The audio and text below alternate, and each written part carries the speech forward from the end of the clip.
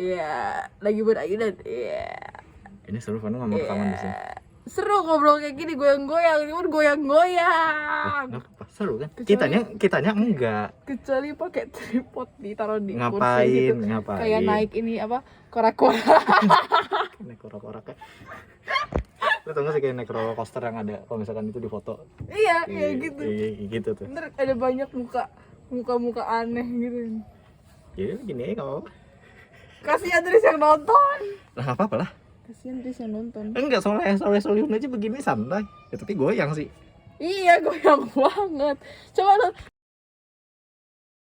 Jangan lebih naik lagi. Turun. Nah jadi akhirnya kita pindah tempat tadi setelah kita merasakan untuk terakhir kalinya simulasi naik Metro Mini. Akhirnya kita ke Suaranya emang kedengaran. terus tapi kedengeran sih tadi bagus. Tapi ya udahlah, oke. Lagi Gua di luar. sapa lagi. Selamat pagi, selamat siang ataupun selamat malam bagi para pendengar bicara biasa. Balik lagi bersama saya Haris Abi Fauzan. Fania. Terus akhirnya ini kan saya kebetulan lagi di atap rumah sepupunya kan. Ya udahlah kita langsung aja ke topik. Oh Mau iya. beli rumah di mana? Aduh, topiknya rumah. Rumah. Kan kemarin kan gue udah bilang, pokoknya intinya bukan intinya, tapi gue kan pengen ngomongin masalah rumah gara-gara beberapa hari lalu, enggak sih kemarin ya? Kemarin ya? Bahas soal rumah. Bahas soal rumah. Ya pokoknya begitulah masalah rumah. Ya udah akhirnya gue tanya, mau beli rumah di mana? Nggak usah di mana deh. Menurut lu kapan lu akan beli rumah? Oh. Nggak usah di mana dulu, nggak usah jauh-jauh. Kapan? Tuh di belakang tuh ada yang nempel tuh. Vicky, naik dikit Vicky.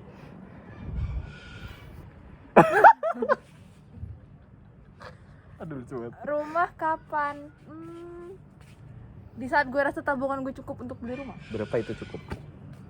Berapa itu cukup? Enggak usah berapa, rumahnya segimana sampai lu bisa akan merasa wah segini cukup. Sebenernya gue gak gitu tertarik beli rumah sih. Oh ini mah anak apart. Iya, gue lebih suka tinggal di apartemen. Walaupun orang bilang kayak beli apartemen itu gak worth it, soalnya lu kan gak punya tanah. Cuman benefit dari apartemen itu kan gede. Dan maksudnya ya emang gak punya tanah, gak punya kayak hak milik tanah secara aset gitu ya. Cuman kan ya it's there for you to live gitu loh. Iya memang it's betul. Just there gitu, dia nggak bakal runtuh kan, kecuali unless it's like apocalypse gitu. Ya enggak, tergantung developernya juga. Iya maksud gue, tapi kan ya gitu. Jadi kayak kalau sampai gue ngerasa uang gue udah cukup untuk beli rumah. Uang lu cukup itu untuk beli rumah, tapi jadi itu jauh lah ya. Iya, dan tidak diburu-buruin. Tidak diburu-buruin. Karena ya you work with what you have now. If you don't have now, jangan buru-buru gitu, Riz. Ya lu kenapa nggak ngambil sekarang aja? Karena belum cukup gajinya, Riz. Kemarin kan sudah dibilang ya gaji Fania kan segitu ya. Kemarin nggak nyampe gaji berapa ini? Nggak. Belum cukup untuk berani mengeluarkan karena masih banyak dana lain yang harus gue siapkan untuk diri gue sendiri baru untuk rumah. Terus habis itu kalau misalkan kayak lu mikir kayak sekarang gajinya belum cukup sekarang, ya kan?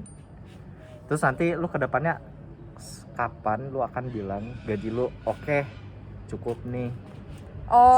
Sampai di titik mana lu akan berhenti ngejar gaji, terus habis itu kayak oh yaudah deh gue pindahin aja deh gitu. Tetap akan ada inilah pengalokasian dana lah secara berkala. Tetap ada pengalokasian dana kan, maksudnya gaji dapat sekian. Ya pasti terus ada yang kayak berapa untuk pokoknya kita pakai per bulannya, ada untuk yang tersier segala macam gitu, yang kayak plus-plusnya. Sisaannya itu yang kayak harus ditabung itu. Nah, yang ditabung itu ada kategorinya masing-masing juga, untuk masa depan, untuk apa. Oke. Gitu. Nah dari omongan lu itu, lu mengconsider diri lu sendiri ngatur duitnya, ngatur duitnya udah baik apa belum? Belum. Jawaban jujur, saya suka. Belum. Karena gue tahu. Iya. Belum diatur segitunya. Tapi itu idealnya gue. Yang gue aim to be. Ya, untuk mengalokasikan dana serapi itu, tapi belum. Dan Enggak, kenapa belum? Kan lu udah punya nih. Dulu lu dari kapan ya? Lu dari semester 1 udah punya kartu kredit 1. Walaupun dari nyokap ya. Dapat duit dari nyokap 2. Dapat duit sama kartu kredit. Kartu kredit dibayarin nyokap lagi. Ya kan? Maksudnya masih ditanggung keluarga lah gitu intinya. Tempat lu tinggal ditanggung keluarga. Makan masih ditanggung keluarga. enggak dong, makan dari uang jajan dong. Iya kan tanggungan gue. Oh iya. Tanggungan keluarga. Betul dong. Betul. Jajan ya kadang-kadang lah ya. Lu jalan-jalan kalau misalkan lu kayak warawiri, Saya dong yang tanggung. oh iya deh, itu nggak jadi. ini empat ini udah tanda kutip tercover lah. Tercover lah. Kenapa lu tidak memutuskan ini kayaknya sayang deh kalau gue sia-siain. Maksudnya kayak kenapa gue kayak nggak langsung aduh ini kayaknya mumpung gue belum kerja duit gue masih itu, ya udah gue simpan aja, nanti pas gue kerja atau nggak gue susah nyari kerja, amit gue tinggal kayak oh ya udah gue masih bisa bertahan selama rentang waktu sampai duit itu habis aja, duit itu yang lu simpan habis gitu ya, namanya duit emergency fund lah ya. Karena uang jajan saya sama dengan hidup saya sebulan pas. Jaksel. Masa sih pas? Jaksel. Pas. Enggak, lu kasih rentangan aja. Kalau gue di Jakarta 1 sampai 5. Kayak rentang aja. Itu gue 1 sampai 5 masih bisa nyimpen loh. Gue 1 sampai 4. Tuh kan? Gue ada offset 1 juta sih. Offset 1 juta. Pas. Enggak bisa lah. Anggaplah paling banyak lah 4 juta gitu kan. Iya, paling banyak max 4 juta. Satu hari 100.000 lah anggapannya. Lebih sih. Iya sih, kalau dihitung sama nongkrong iya. Iya, satu hari 100.000 aja udah 3 juta. Iya sih. Belum lagi, itu pun makan 2 kali doang. Makan 2 kali. Ya gue juga makan. Ya kan tergantung makan berapa banyak kan. tergantung, Belum iya lagi kalau weekend diajak keluar atau enggak kayak kebutuhan rumah segala macam, grocery gitu-gitu. Grocery. Ya.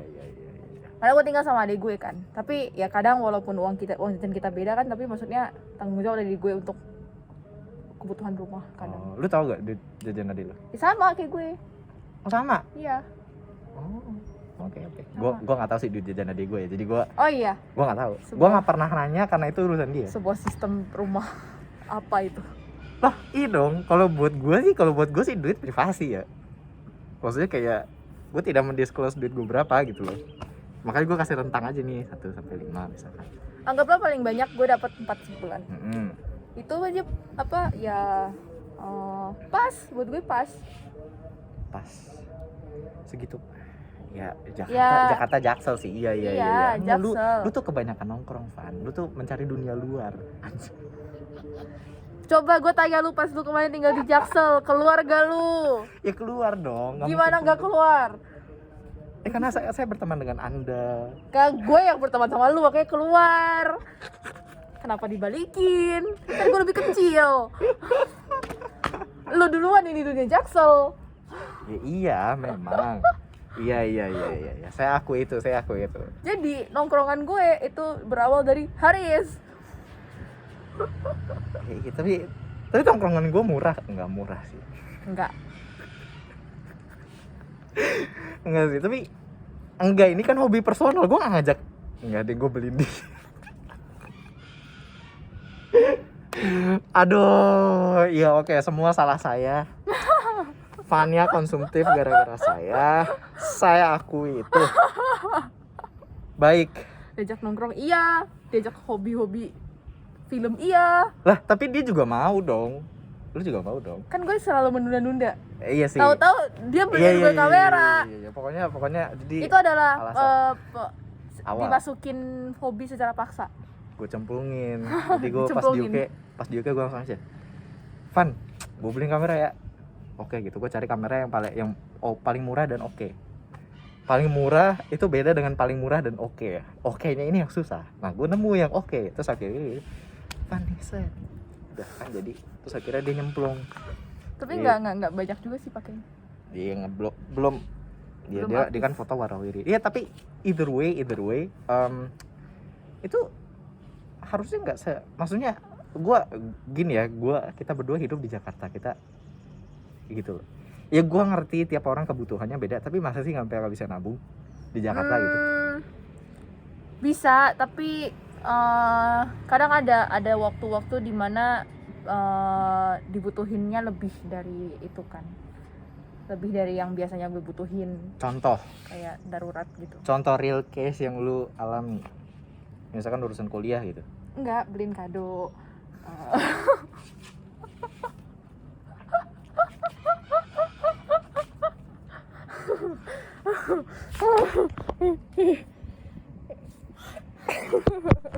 Tapi ini tapi harusnya bisa dong. Kalau lu setuju sama gua, harusnya bisa nabung. Bisa. Cuman jadi nggak nabung gara-gara iya. Ya gua ngerti sih lu. Ya sebenarnya kalau menurut gue beli kado ya juga salah satu bentuk investasi dalam sebuah hubungan sama teman gitu. Iya. Kadang beli kadonya itu loh, Riz. Misalnya udah kekumpul nih banyak gitu kan. Kado hilang setengah, hilang seperempat, hilang setengah, hilang 3/4. Terus habis itu duit yang paling konsumtif yang pernah lu itu gara-gara apa? Yang sampai lu pas lihat bulan kok duit gue diambil tuyul, mana kok duit gue hilang semua padahal baru tengah bulan gitu. Itu hal satu bulan yang paling konsumtif itu gara-gara apa? Beli skincare. Kalau cewek-cewek yang denger pasti ngerti. Beli skincare. Ya tapi lu beli skincare gak ditanggung berarti, pakai duit jajan juga? Pakai duit jajan berarti? Iya, pakai duit jajan. Oke, I see. Iya, skincare gue pakai duit jajan. Oh, kadang juga kadang per bulan kan gue pakai pasca bayar sama lu pasca bayar berarti lu pakai dulu baru bayar kan? Iya. Gue pasca bayar sama gue ada beberapa subscription. Iya, Netflix, DKK lah ya. Iya, dan teman-teman Spotify dan teman-teman iCloud juga gue subscribe buat foto. Oke, gue sekarang ngerti bedanya dia dan gue.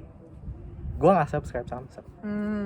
Perbedaannya ya, gue nggak punya Spotify, gue nggak punya Netflix, gue nggak punya, gue ya sekarang gue pakai iPhone iya, tapi gue nggak pakai apa sih namanya iCloud ya, iCloud gue nggak pakai. Gue pakai iCloud untuk store foto gue. Oh gitu. Ya sebulan subscription gue berasa nggak sih? Berasa dong, harusnya dong. 100 ribuan plus. Ya lumayan lah, itu lumayan lah sehari. Pasca bayar 170. Jadi nambah lumayan loh. Iya. Jadi nambah lumayan. Jadi per bulan ya ada potongan itu, dan itu menurut gue ya udah emang kebutuhan, jadinya kebutuhan gue sebulannya gitu, yang kayak tanggungan gue untuk gue sendiri gitu. Karena gue mau.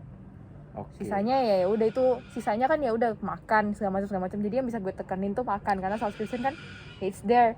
Kayak ya udah gitu. Ini kesana kayak gini loh. Ada dua pilihan. Anggaplah subscription itu rokok ya. Ini gue lihat di depan mata gue sendiri ya. Subscription itu rokok, makan ya makan. Orang mah milih makan dong. Ya kan? Gue pernah melihat sekumpulan orang di ruang smoking room ya, yang berisikan teman-teman saya tentunya. Dia kayak, aduh, lagi pada mendekati akhir bulan lah, duitnya pada mau udah pada menguap gitu kan, dompetnya udah pada tipis, rekening hampir tidak ada, tiba-tiba ada orang nyatuk, aduh, gue beli makan apa ngerokok ya, pilihannya itu loh. Ini sama kayak gini loh. Iya beda sih, maksudnya itu bukan rokok, tapi kan maksudnya bisa lah dikurangin sebulan kayak enggak dulu. Iya kan bisa dong. Iya, tapi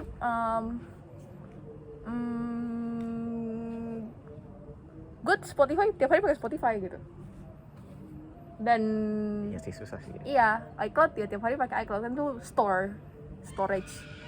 Ya kalau misalnya makan kan masih ada sisaannya masih banyak dari itu kan. Kalau makan gue masih bisa pilih-pilih, kayak ya hari ini gak usah makan yang mahal dulu, hari ini gak usah makan yang gimana, hari ini gak usah makan di mall, hari ini masak aja di rumah. tinggal beli apa sama apa terus masak gitu, bisa buat makan berapa hari gitu misalnya.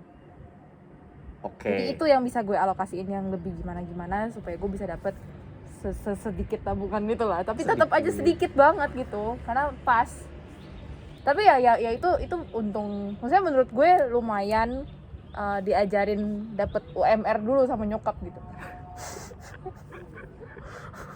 Dari awal gue di Jakarta uang jajan gue nggak pernah naik, segitu aja gitu. Ya sama sih. Jadi gue dapetnya ya UMR gitu loh. Jadi dia gitu ya. Jadi dia sudah memprepare diri gue untuk hidup secara UMR. Iya. Jadi kalau misalnya gue dapat gaji di atas UMR, sisanya gue bisa tabung. Bagus. Iya mungkin itu salah satu cara orang tua biar kayak iya. Gitu. Jadi kenapa gue lumayan menunggu waktu gue lulus kuliah adalah untuk mendapat gaji di atas UMR dan gue bisa tabung. Bagus itu. Karena gue bukan orang tipe yang kayak terburu-buru untuk di saat orang-orang punya rumah atau di saat orang-orang kayak kemarin nih si Haris kan ikutan apa namanya syariahmu, kripto syariahnya dia itu kan, terus jangan dibawa lagi nanti takutnya orang kayak wah ada yang main kripto enggak. Cuman kayak saya kan waktu itu lagi ramenya beberapa tahun lalu lagi ramenya saham dan teman-temannya itu kan. Ya di saat gue ngerasa gue tidak terlalu punya porsi dari uang jajan gue untuk saham, ya gue tidak memaksakan diri gue untuk masuk ke situ gitu. Karena ya itu karena menurut gue ya ada step untuk kesana sebelum lu akhirnya harus berkecimpung di situ gitu. Bagus gak sih caranya? Gue dari tadi salvo gue kayak langsung ada golden hour gitu tuh. Tapi film saya habis. Udah lanjut. Nah, iya gitu. Dari yang lu bilang tadi, gue langsung kayak orang dulu rame-rame saham kan, saham tuh sampai ada kasusnya ya orang pinjaman online, pinjol buat sahamnya ambrul.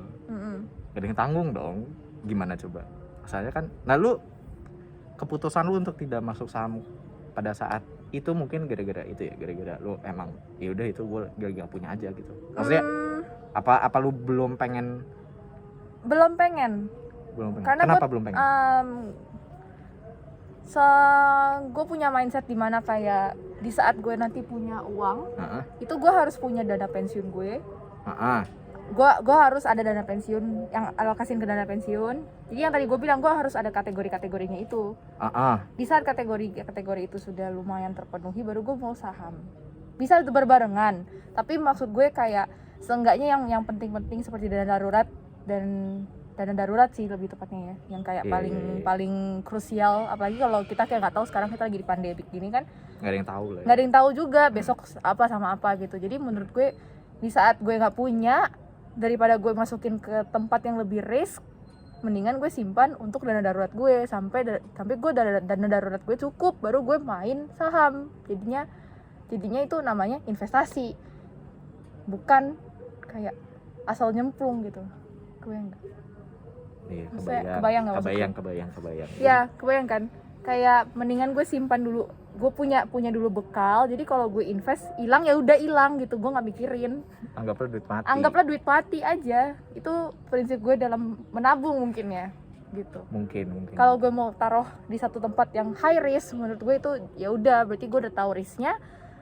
Nggak semestinya gue marah sama diri gue kalau misalnya itu adalah atau marah gitu sama siapa kalau duit itu hilang, ya karena udah gitu. Karena sekarang kan orang main saham semua pada kayak aduh gila mental gue apa segala macam gitu loh. Gitu. Bukan Karena untuk semua orang, karena nggak semua orang bisa main itu gitu. Itu gue dikasih tau nyokap sih. Kebetulan nyokap gue kerja di asuransi, jadi dia ngerti kayak gituan. Jadi gue dari kecil sama adik gue diceritain banyak tentang MLM, saham, maksudnya kayak koin-koinan gitulah. Jadinya kita lumayan maksudnya lumayan paham tentang perputaran money game seperti itu dan atau saham atau investasi gitu. Gue dari tadi salfok deh. Tapi bagus banget. Tapi masalahnya film gue habis. Terus kalau lu gimana, Riz? Kalau dari sisi lu? Dari sisi gue nih di sini bagus. Bukan. Dari sisi lu kebutuhan. Ini. Gue tuh kayaknya kebalikannya lu. Oh. Gue kebalikannya lu. Karena lu nabung dulu baru punya itu. Gue nggak nabung. Nah, Gue langsung kayak gitu. Jadi kalau misalkan kemarin pas gue nabung gitu 2 atau 3 tahun lalu, tiba-tiba misalkan pandeminya 2 atau 3 tahun lalu, miskin gue. Maksudnya habis. Lu mau foto bilang aja, ntar gue pencet nih. Tuh bagus. Udah lanjut ya. Jadi kalau misalkan masalah duit kemarin, ya misalkan pandeminya amit-amit pindahnya ke 2 atau 3 tahun lalu, pas gue baru masuk saham itu gue bukannya all in nih, tapi gue nyediain tapi cuma dikit buat gue, nabung gue di rekening. Sisanya gue masukin saham karena gue mikirnya kayak gue mikirnya gini nih, kayaknya gue dapat mindset kalau misalkan gue simpen di rekening itu bakal kalah sama inflasi per tahun aja 4%, 3%, 4% lah minimal itu kayaknya, minimal 3-4%. Sedangkan deposito sekarang aja 2,5% yang gue pakai buat itu 2,5%. Kalah sama inflasi dong, duit gue minus. Daripada kayak gitu ya mendingan ya udah. Mungkin agak volatile, iya, gue harus akui itu volatile banget sih. Dan jelasin dong volatile apa? Volatile tuh pergerakannya bukan sporadis ya, tapi kayak roller coaster banget lah. Lu tinggi, terus tiba-tiba jatuh aja. Misalkan ada orang ngedump jual banyak gitu, bisa aja. Yang namanya market kan nggak ada yang tahu. Misalkan kalian ada prediksi market ke depannya kayak gimana, gue sih sangat skeptis dari dulu sampai sekarang. Gue emang ngikutin aja, gue baca berita terus habis itu gue nggak akan predik masa depan, karena masa depan kan nggak ada yang tahu ya. Bahkan Warren Buffett aja kayaknya nggak bisa predik segitu canggihnya gitu menurut gue ya. Jadi makanya kalau misalkan gue kayaknya gue masuk ke situ gara-gara gue kepikiran gue nggak mau duit gue kemakan sama inflasi aja gitu loh. Bukan nggak berkembang, tapi spelenya itu value-nya dia tidak. Kalau value-nya ngurang berarti ada yang salah dong. Kalau gue naruh duit terus value-nya ngurang per tahun, konsisten ngurang gitu loh, maksudnya nggak menghasilkan gue ada yang salah dong. Itu gue harus muter balikin kayak mindset gue biar kayak oh ya udah nih, daripada duit gue nganggur, toh gue belum pakai dan gue kayaknya siap juga sih. Maksudnya kan gue hidup masih ditanggung orang tua juga kan untuk sekarang ya, walaupun bentar lagi tidak tapi kan masih. Sama itu gue manfaatkan, makanya gue bisa berani gitu. Mungkin ini luxury tidak semua orang punya, emang iya. Dan secara psikologis juga nggak semua orang punya cara pemikiran iya. Bahkan Warren Buffett aja bilang ya, kalau misalkan lu nggak kuat dengan pergerakan kondisi market, berarti emang ini bukan buat lu gitu. Maksudnya kayak investing in stocks itu bukan untuk semua orang gitu. Dan masih banyak instrumen lainnya. Masih banyak cara untuk menginvest tanpa harus put yourself into a risk yang lu nggak bisa tanggung gitu kan. Iya. Ya sebenarnya ngatur duit untuk ngejar misalkan kayak rumah gitu ya. Rumahnya tuh kayak wow, saya tidak pernah punya rumah. Ada itu tuh nggak pernah gitu. Gue baru kayak wah gila, asik juga nih kalau sore gitu. Taruh kursi, terus habis itu ini sebenarnya bisa dimodif gak sih, ini setiap pinggirannya itu dikasih kayak meja. Apa tanaman, bukan tanaman yang gantung gitu. Keren banget. Iya. Gue pengen tapi kan gue nggak punya duitnya belum. Ya udah, makanya gue kayak udah start small dulu aja gitu. Itu masalah ngurusin duit. Itu tentang masalah ngurusin duit. Emang sih beda-beda orang punya beda-beda cara untuk ngurusin duit dan ya apa ya, kalau mau ngomong klise-nya, don't let anyone tell you that it's wrong gitu, karena yang tahu duit lo ya lo gitu gak sih? Iya. Ya mungkin memang ada orang bisa berpendapat kayak mestinya lu kayak gini, mestinya lu kayak gitu, tapi kan yang tahu kesiapan lu dalam semua kondisi kan yang cuma lu doang. Iya, betul. Tiap orang beda-beda lah.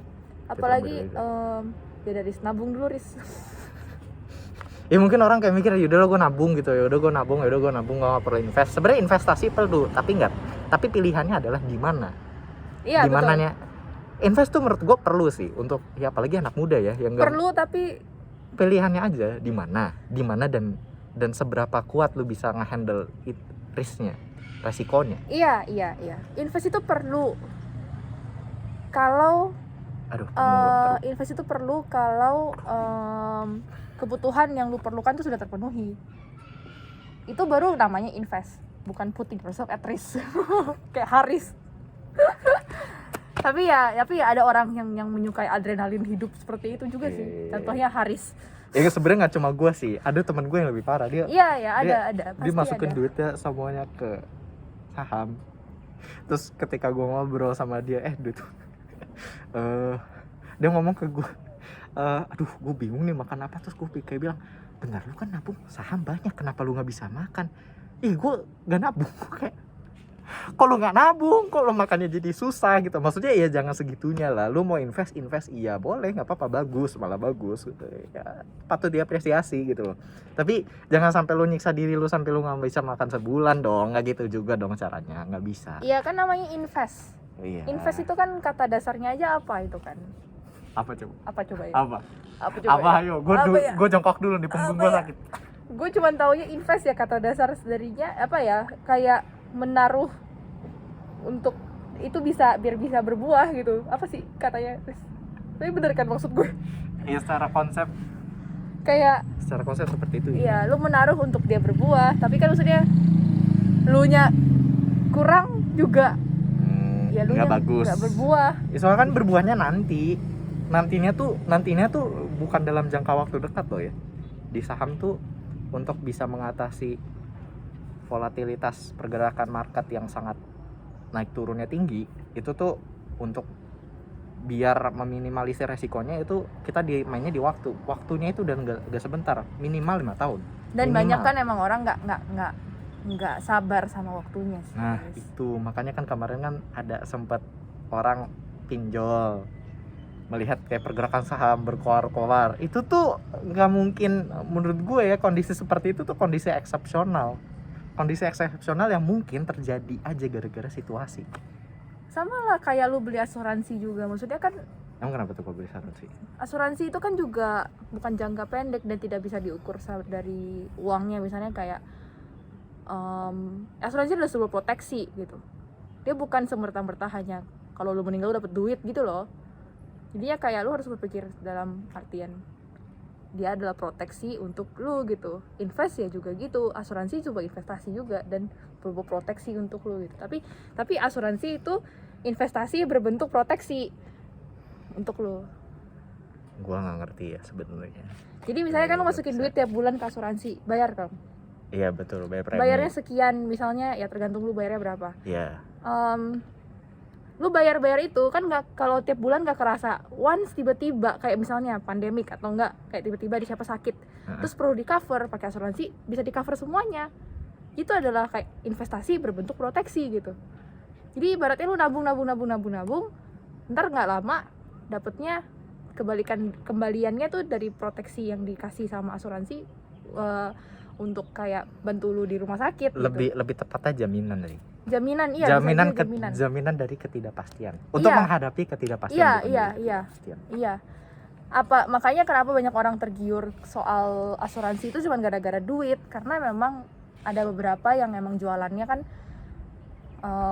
modal awalnya itu ngasih tahu duitnya dulu, kayak gua bisa kasih lu ntar kalau asuransi masuknya ke sini dalam 5 tahun udah dapet duit segini loh. Orang denger itu kan duit cepet, itu kan gitu. Tapi kan teknik dagang lah ya. Iya, itu teknik dagang. Tapi memang kan maksudnya lu juga harus ngerti kalau beli sebuah proteksi asuransi itu juga ngerti risknya, ngerti cara kerjanya, segala macam.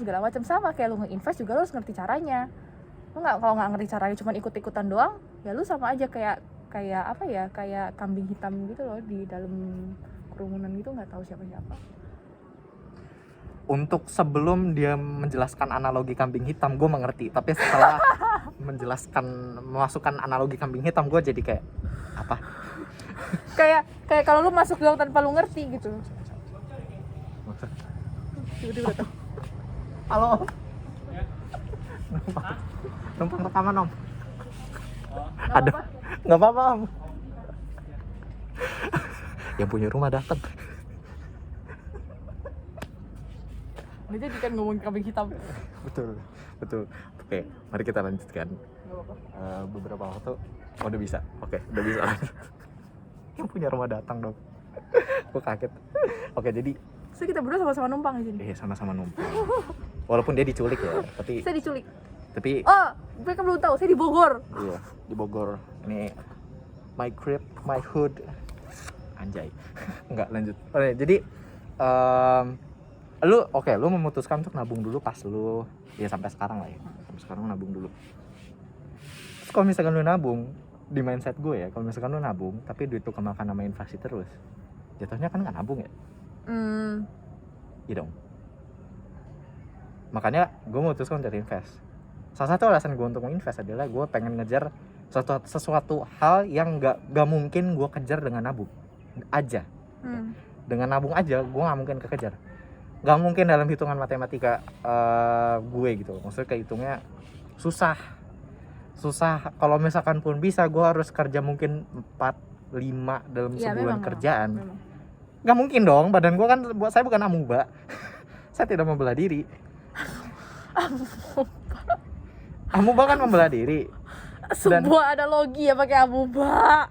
Ya, gue ngerti. Karena jadi kenapa emang memutuskan untuk tidak invest? Selain yang tadi. Maksudnya kan lu punya sesuatu hal yang lu kejar di masa depan, apakah itu tidak lebih kayak membuat lu kayak aduh ngeri deh, gue takutnya nggak kejar gitu? Mungkin lebih tepatnya gue nggak mau buru-buru aja sih, Riz. Gue yakin gue akan kecapai dulu dan darurat sebelum gue terjadi apa-apa. Sebuah keyakinan. Gue sih sangat tidak yakin itu. Kalau lu mungkin yakin tapi gue tidak. Sebuah keyakinan yang diyakini terus akan jadi real. Bisa jadi.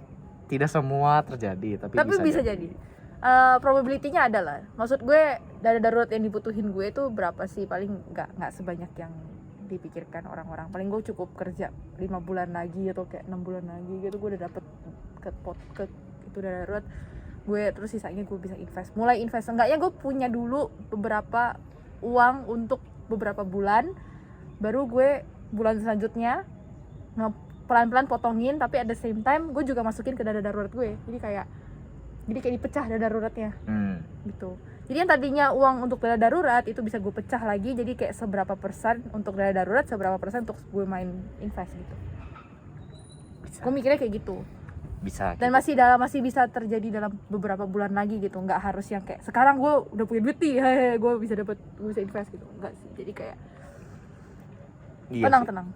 Iya, kayak story-nya Radit kemarin lah. Sekarang tanggal berapa sih? Enggak nontonin. Enggak, kan tanggal 11. Pokoknya tanggal 10 Mei kemarin malam kalau nggak salah gue ngeliat postnya Radit itu, ada yang nanya, bang, pas umur 25 lu punya duit 100 juta apa gimana, pokoknya kayak gitulah. Terus kata dia ya pencapaian orang tiap umur 25 itu beda-beda.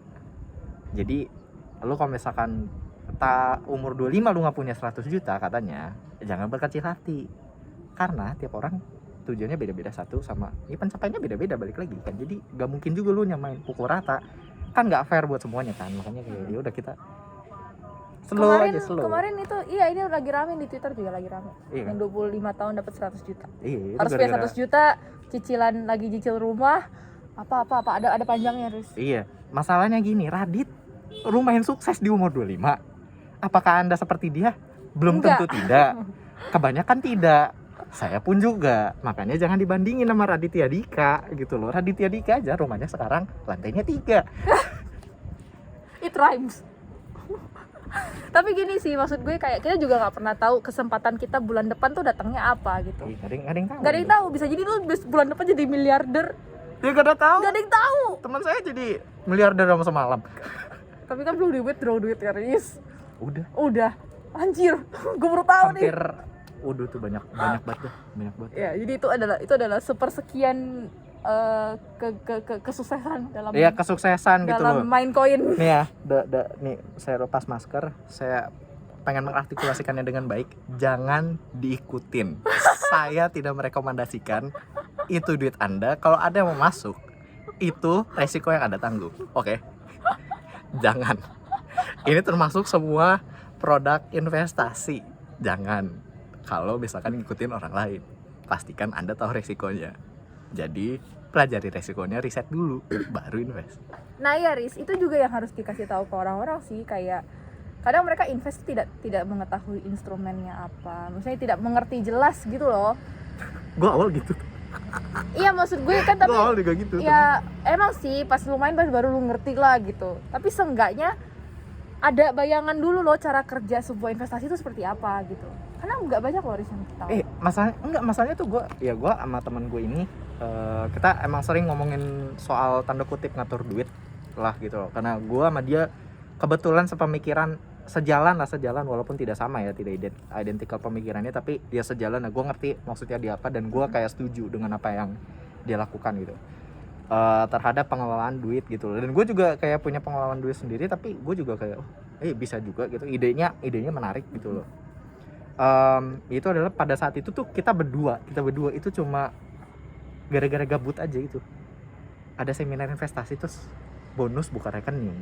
Gue nggak lihat bonus buka rekening, gue cuma lihat wah ini ada di IDX nih Senayan, ada ini nih, ada seminar tentang saham.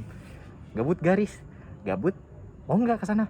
Yaudah ayo ini kita jalan kaki ke sana, masuk ke dalam, registrasi ulang, habis itu udah ikutan. Habis itu ternyata kita bisa buka rekening. Oh ya udah gitu, kita kayak dicemplungin secara tidak sadar gitu loh. Dan mau nggak mau pada saat itu gue kayak untuk beberapa tahun ke depan ya gue belajar, tapi pelan-pelan. Gue nggak langsung ngerti pada saat hari itu juga.